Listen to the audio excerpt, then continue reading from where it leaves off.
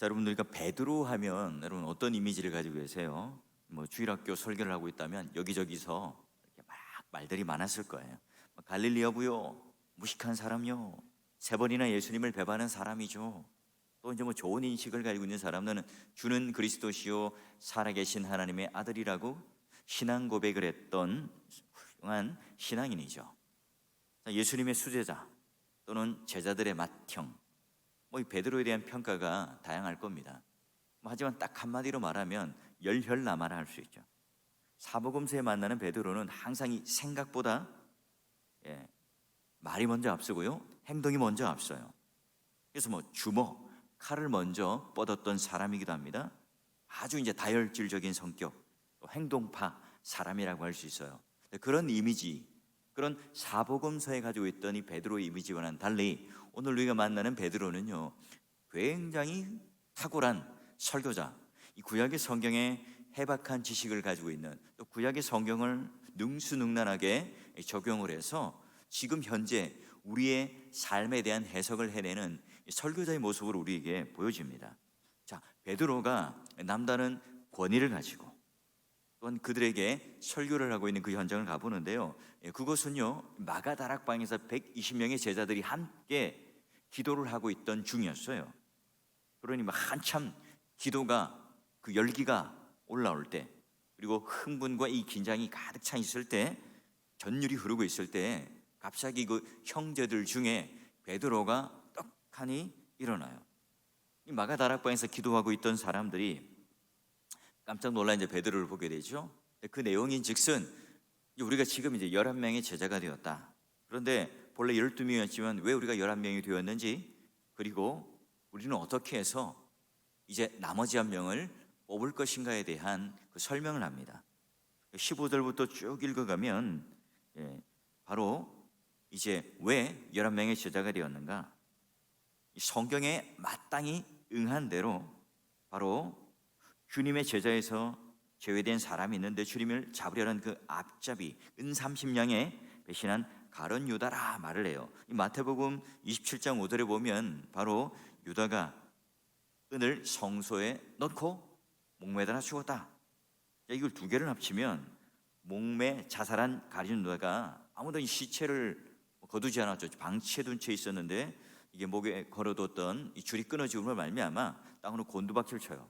그래서 배 밖으로 창자도 나오고 굉장히 비참한 모습으로 그는 죽습니다. 그래서 피가 흘러 그것을 뭐라고요? 피바치라 불러요. 이 마태복음 27장에 보면 그가 배신을 하고 돈을 받아서 양심의 가책을 느끼죠. 뒤늦게 그래서 연보를 하기도 하고 또 대제사장에 갖다 주었는데, 대제사장은 그걸 공동묘지로 만들기 위해서 땅을 구입해요. 그래서 사람들은 그 땅을 유다가 산 것이라고 했고, 저주받은 이 유다로 인해서 저주받은 땅이라고 하는 의미로 그것을 명명합니다. 한마디로 이제 본문은 이 유다가 자살한 뒤로 어떻게 얼마나 비참한 삶의 말로를 가졌는가를 우리들에게 보여줍니다. 주님의 제자였던 가룟 유다가 왜 이렇게 비참한 말로를 맞았는가? 공동체 안에서 그런 한 사람이 이런 비운을 맞이했다는 것, 그리 좋은 일이 아닙니다. 그리고 지금 이런 상황들을 어떻게 해석해내고 어떻게 이 위기를 대처해 나갈 것인가, 그들에게 있어서는 하나의 숙제이겠죠. 자, 그래서 23절부터 26절까지 보게 되면, 자, 그들은 이제 제비 뽑기를 하게 되고 또한 사람 마띠아를 뽑게 되는 그런 과정을 거치게 됩니다. 자, 그런데 오늘 중요한 한마디, 유다는 이 직무를 버리고 제 곳으로 갔다. 이게 바로 지금 11제자와 유다의 갈림길이 되는 굉장히 중요한 해석이고 또한 원인이 됩니다. 자, 여러분, 본문 23절부터 26절까지는 가룟 유다로 인해서 결혼이 된 한 명의 사도를 새롭게 뽑는, 그래서 다시 12사도가 되는 장면인데요, 여러분, 요셉과 마띠아라고 하는 두 인물을 추천합니다. 그런데 여기서 제비 뽑기라는 방법을 사용해요. 성경에서 여러분 사람을 선택할 때 제비를 뽑는다는 것은 요행이 아니라 바로 하나님께서 개입하시고 간섭하신다는 의미예요. 하나님이 절대적인 그 선택, 그 진리를 믿었기 때문에 일시적인 방편을 우리에게 주신 거죠. 구약의 여호수아, 여러분 땅을 분배할 때 왜 땅을 분배할 때 이렇게 제비 뽑기를 했나요? 서로가 좋은 땅을 가지려고 하니까 여호수아가 그 제비 뽑기를 통해서 각각의 특색, 각각의 은사에 맞게끔 땅을 분배해요. 자, 여러분, 오늘날 우리 교단도 마찬가지인데 금권 선거를 막아야 되겠다. 오늘날 우리가 교회에 너무 이렇게 경쟁이 심하니까 제비 뽑기를 통해서 우리가 직분자를 세워야 되겠다. 성경에 여기 제비 뽑기가 있으니까 가능한 일 아닙니까? 아니죠, 여러분. 그 시대의 일시적인 거예요. 왜냐하면 여기 금권 선거로 인해서 또는 선거가 과열되니까 제비 뽑기를 한 게 아니죠. 철저하게 그 두 사람을 직무를 따져보고 또는 그 사람이 정말 이 자격 요건이 되는지 이제 내일과 모레 살펴보는데 충분히 따져본 다음에 그 외적 소명과 그런 실력들이 확인된 다음에 두 사람을 천거하고 또한 그로 인해서 제비 뽑기를 한 거예요. 오늘날 여러분, 문자적으로 이런 것들을 일률적으로 교회 안에 들고 와서 주장을 하면 안 된다는 거예요. 자, 그러면 유다와 이 다른 제자, 왜 이런 삶의 갈림길이 있었는가? 베드로는요, 시편을 통해서 그들에게 해석을 해냅니다. 시편 69편과 109편에 이야기하듯이 그의 거처를 황폐하게 하시며 거기 거하는 자가 없게 하소서 하였고 또 일렀으되 그의 직분을 타인이 취하게 하소서 하였도다. 자, 이 말씀, 바로 이 사건 자체가 성경 말씀이 응하였도다 이렇게 말해요. 이 원문에는 이제 미리 말씀하신 성경이 이루어져야만 한다 하는 뜻인데요. 자, 그 내용이 무엇인지를 시편의 두 곳의 말씀을 통해 유다가 왜 이렇게 비참한 말로를 겪게 되었는가, 왜 그러면 다시 또한 12제자가 채워지는가에 대해서 설명을 합니다. 이걸 뭐라고 설명한다고요? 그냥 베드로가 이 현상을 바라보면서 자기의 지혜를 드러내어서 해석을 하는 것이 아니라 구약의 성경 말씀, 시편의 말씀을 인용하여서 지금 이 현실을 해석해내요. 그렇다면 여러분, 유다, 주님의 제자였죠. 12명이 함께 주님과 동고동락하면서 사사를 받았던 제자들입니다. 유다가 여러분 이런 하나님 말씀을 몰랐을 리가 있을까요? 당연히 똑같이 12제자와 함께 베드로보다 더 여러분 지혜롭고 명석한 자가 유다 아닙니까? 그렇다면 하나님 말씀을 몰랐을 리가 없죠. 그러기 여러분, 이 구원사역이라고 하는 것은 어때요? 바로 이 단회적인 게 아니에요. 발전적이고 진보적이죠. 이 구원사역에 대해서 가르치는 것 자체, 바로 하나님의 말씀, 하나님의 그 예언이, 그 모퉁이가 하나둘 벗겨지면서 이해되어져요. 이 구약의 어떤 그런 여명의 시대, 구약에 있어서 희미한 이 그림자가 서서히 신약에서 이 말씀들로 성취되고 있죠. 그래서 여러분, 오늘 이 베드로도요, 이 말씀을 어떻게 해석하는가? 유다가 이 직무를 버리고 제 곳으로 갔다. 이걸 뭘로요? 시편에서 있는 이 말씀을 가지고 지금 적용합니다. 여러분, 우리가 유다의 그 처참한 그 인생의 마지막을 볼 때 해석이 잘 되지도 않고 또 마음에 충격이 와요. 그 길을 갔던 이유가 뭐라고요? 이 직무를 버리고 제가 가고 싶은 길로 갔다는 거예요. 어떤 대가를 치더라도 가야 할 길, 거기로 간 게 아니라 자신의 욕망, 자기가 가고 싶은 목표, 지금 자기가 가지고 있는 가치관, 자기가 이제껏 살아왔던 철학, 삶에 대한 어떤 수많은 경험치들, 여러분 이걸 가지고 내가 지금 가고 싶은 길, 내가 가고 싶은 욕망의 길, 내가 가고 싶은 그 욕망의 바다를 향해서 유다는 걸어갔다 해석합니다. 결국 여러분, 자신이 선택하고 자신이 갔던 이 길, 그 끝은 어떻게 되죠? 피밭이 됩니다. 아주 무시무시한 피밭으로 끝나죠. 뭐라고요? 오늘 진리가 함께 있었습니다. 예수 그리스도와 함께 있었지만 진리를 외면해요. 그는 믿음의 길로 가지 않고 욕망의 길로 가요. 이 가룟 유다와 대조적으로 여러분 나머지 11명의 제자들 다 여러분 사복음서 보면 그들이 무슨 자격이 되거나 조건이 되는 게 아니잖아요. 그러나 유다와는 전혀 다른 길을 걷게 됩니다. 자, 사도행전 1장 21절에서 22절 보니까 요한의 세례로부터 우리 가운데 올려지 가신 날까지 주 예수께서 우리 가운데 출입하실 때에 항상 우리와 함께 다니던 사람 중 하나를 세워 우리와 더불어 예수께서 부활하심을 증언할 사람이 되게 하여야 하리라 하거늘. 이 오늘 우리들에게 주신 직무고 또한 유다가 쫓아가야 할 진리였어요. 근데 그들은 가룟 유다처럼 이 욕망의 길을 가지 않고 제 곳으로 가지 않고 바로 이 예수님 말씀에 따라 그 진리의 길을 따라 걸어가요. 마찬가지죠, 여러분.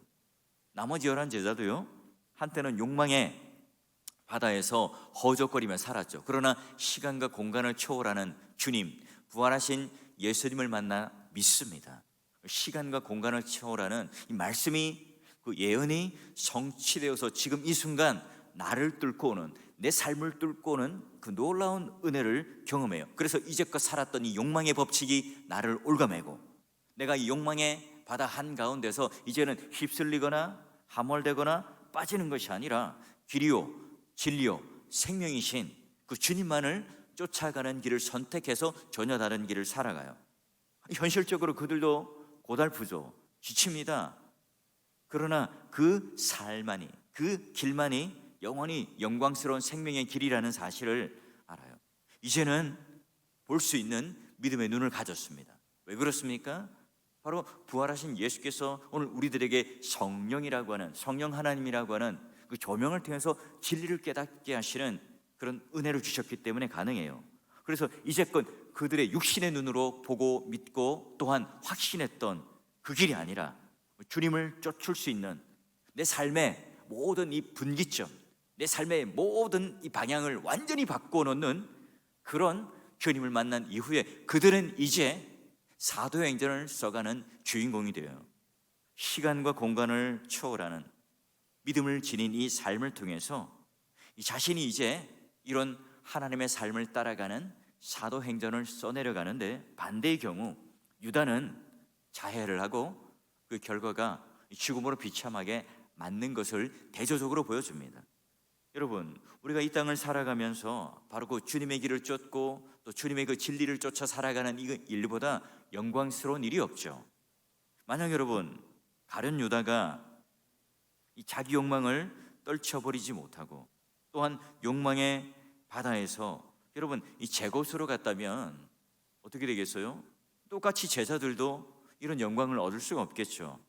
여러분, 자기 욕망을 쫓아 제 곳, 자기가 가고 싶어로 갔던 가룟 유다, 주님의 길을 쫓아갔던 제자들, 겉으로 볼 때는요 별 차이가 없어 보여요. 하지만 당장은 그때 당시 제자였던 유다가 훨씬 더 화려해 보이죠.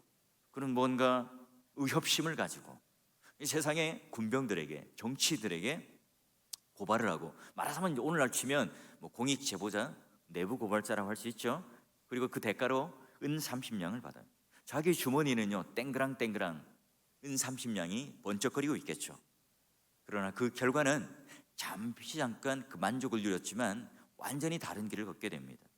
여러분, 제자들이 영원한 사도행전의 주인공으로 오늘도 우리들에게 그런 말씀과 또 믿음의 길을 가는 중요한 본이 된다면, 피밭을 제 곳으로 갔다, 이 결과가 바로 피밭으로 비참한 생을 마감하는 유다의 삶을 우리는 봐요. 그래서 여러분, 인간의 어떤 역사 중에 가장 비참하고 가장 불쌍한 존재로 그 대명사가 바로 유다 아닙니까?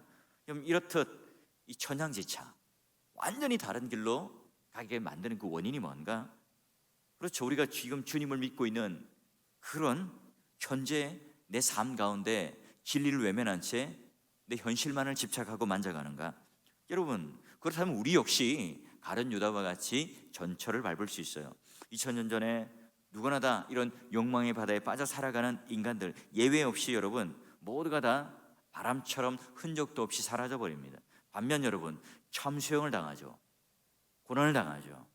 또 순교를 당했던, 진리를 쫓아 살았던 바울 비롯해서 이 제자들은요 오늘 우리들 가운데 이 성경에 남아서 우뚝 서서 오늘 우리들에게 믿음의 도전과 영향력을 줍니다. 그렇다면 여러분, 우리는 어떻게 살아야 할까요? 바로 현재와 미래 역시 오늘 우리가 우리 육신의 눈으로 보면 일시적인 것들을 붙들고 살아가지만, 다시 한번 제 곳으로 갔다, 유다처럼 자기의 욕망의 길로 갔다, 여러분 이러면 우리 유다의 미래가 보이지 않습니까? 오늘 우리가 유다처럼 제 곳으로 간다면 당연히 우리 미래는 유다처럼 끝나겠죠.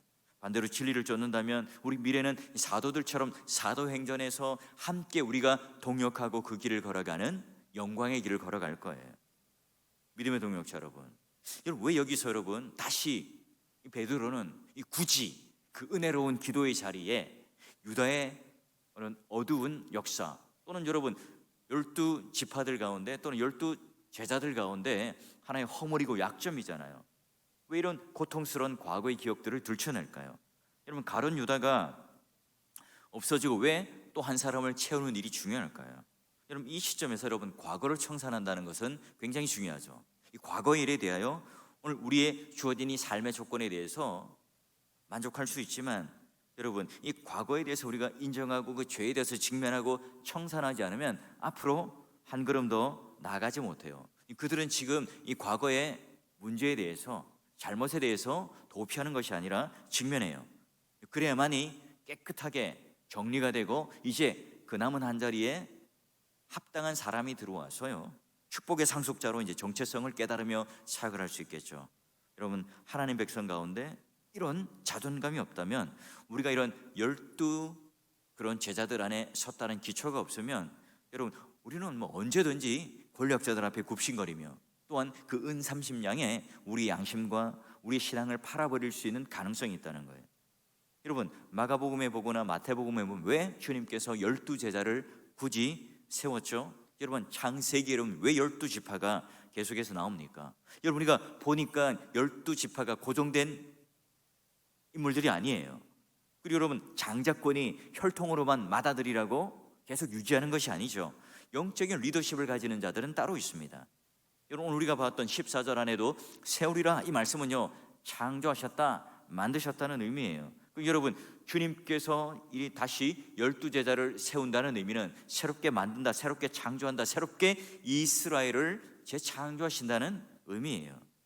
믿음의 동역자 여러분, 오늘 이 말씀을 통해서 우리 또한 시간과 공간을 초월하시는 주님 안에서 우리 모두 과거와 현재와 미래를 볼 수 있는 영적인 안목, 영적인 눈을 가지게 해달라고 여러분 함께 기도해야 합니다. 베드로가 이 다윗의 시편을 인용하면서 어떻게 지금 이 사건을 바로 구약의 예언과 함께 예수 그리스도의 사건과 연결되는가를 지금 해석해내고 있어요. 이 다윗도 마찬가지죠. 자기가 성령의 그런 은혜를 통해서 자기의 체험을 노래를 부르고 또 시를 썼던, 또 전했던 이 말들이 다 뭐예요? 구약의 모든 노래가 단지 그냥 그 시대의 고통과 아픔으로 끝나는 것이 아니라 미래를 향해서 깊이 있는 메시아의 예언을 하고 있는 거죠. 여러분, 우리가 시편을 읽을 때 그냥 그저 한 사람의 복수심, 원한, 이 감정에만 매달리면 절대로 예수 그리스도를 볼 수가 없어요. 놓쳐버리죠. 우리가 또한 마찬가지, 말씀이 거울이 되어서 우리의 삶을 해석해낼 수 있도록, 그래서 오늘 우리의 작은 머리와 이 가슴을 통해서 살아있는 이 말씀을 그냥 그저 파편적으로 이해하는 것이 아니라 말씀이 나를 해석해내서 오늘 이 다혈질적이고 욕망 가득한 제 길로 갔던 그 욕망의 바다에서 허우적거리던 이 제자들도 오늘 기도와 이 말씀의 은혜를 통해서 또한 말씀으로 이 현실들을 해석해냄으로 말미암아 예수 그리스도를 발견하죠. 그리고 내가 그분 앞에 설 수 있도록, 그래서 과거의 죄에 대해서 직면하지만 그것에 매달리거나 그것에 대하여 우리가 마치 그냥 그 죄에 끌려 들어가서 죄책감 속에 살아가는 것이 아니라, 그 허물과 수치 속에 나를 가둬두고 나를 공격하는 것이 아니라 바로 잘 깨끗이 성산하고 또 새로운 인물을 하나님께서 또 우리들에게 직분자로 세워주셔서 멋지고 힘있고 능력 있는 완전한 12형제, 12지파로 만들어서 이제 사역을 시작하고자 하는 하나님의 역사가 시작돼요. 여러분, 우리가 매일 이렇게 새벽 기도에 나와서 말씀을 듣고 묵상하고 기도하는 것만큼 좋은 양육 프로그램이 없습니다. 따로 우리가 시간을 내어서 양육을 받고 또 무슨 성경을 통독하는 것 좋죠, 좋은데요, 여러분, 오늘 우리가 이렇게 나와서 매일매일 조금씩 이 말씀 가운데 오늘 내 삶을 어떻게 해석해내고 어떤 하나님의 뜻이 있고, 오늘 예수 그리스도께서 오늘 나를 십자가 가운데 세우셔서 어떻게 하면 또한 이 현실들의 답을 하나님께 구하고 또 그 뜻 따라 인도하는 길 따라, 진리의 길 따라, 욕망의 길을 따라가지 않고 하나님의 길을 쫓아갈 수 있는가? 여러분, 이보다 더 좋은 프로그램, 이보다 더 좋은 그런 영적인 훈련이 없어요. 여러분, 다른 교회 같은 경우는요, 이런 것들이 조건이 되어서요, 되지 않으면 직분자도 되지 않습니다. 우리가 어떤 직분을 가졌나, 어떤 실력을 가졌는가. 여러분, 이게 문제가 아니라 나는 지금 하나님 앞에 유다와 같이 제곳 자기가 가고 싶은 길을 가느냐, 아니면 지금 이 11명의 제자들과 같이 이 베드로가 지금 말씀을 통하여 그 말씀의 줄을 잡고 오늘도 내가 가고 싶은 것이 아니라 진리가 이끄는 그 길로 나는 가야 되겠다 하는 이 마음에 겸손한 마음을 가지고 오늘도 내가 아니라 성경이 인도하는 그 길 따라 바로 제곳이 아니라 욕망의 바다를 유유히 헤엄치며 주님의 길을 쫓아가는 여러분이 되십시오. 그래서 오늘 이 시대 바로 사도행전 속에 살아남았던, 그리고 오늘 여전히 역사와 시간의 공간의 제약을 받지 않고 우리들에게 도전과 영향을 주는 그런 제자들의 모습처럼 시공을 초월하시는 주님께서 또한 시공을 초월하는 그 믿음을 가진 우리들에게도 우리의 시간과 공간을 초월하여 역사하는, 그래서 오늘 우리의 믿음의 후손들도 또 우리 주위에 있는 이웃들도 우리가 함께 이런 말씀의 길을 따라, 내가 가고 싶은 길이 아니라 말씀이 인도하시는 그 길 따라 여전히 우리 사월교회도 여러분의 가정도 여러분의 삶도 그 길 따라 걸어갈 수 있는 그런 놀라운 은혜의 길로 오늘도 들어서시고, 이게 매일매일 오늘 우리들에게 주어지는 숙제요, 또한 우리들에게 주어지는 그런 하나님께 주신 선물이라는 사실을 꼭 잊지 마시고요, 오늘 하루도 주님께서 주시는 한없는 그런 부어주시는 사랑과 그 은혜와 또한 하나님께서 포근하게 우리를 안아주심으로 말미암아 우리와 손잡고 걸어가시는, 동행해 나가시는 그 놀라운 은혜의 길로 오늘 하루도 여러분 살아가시고 승리하는 하루가 되시기를 주의 이름으로 축원합니다.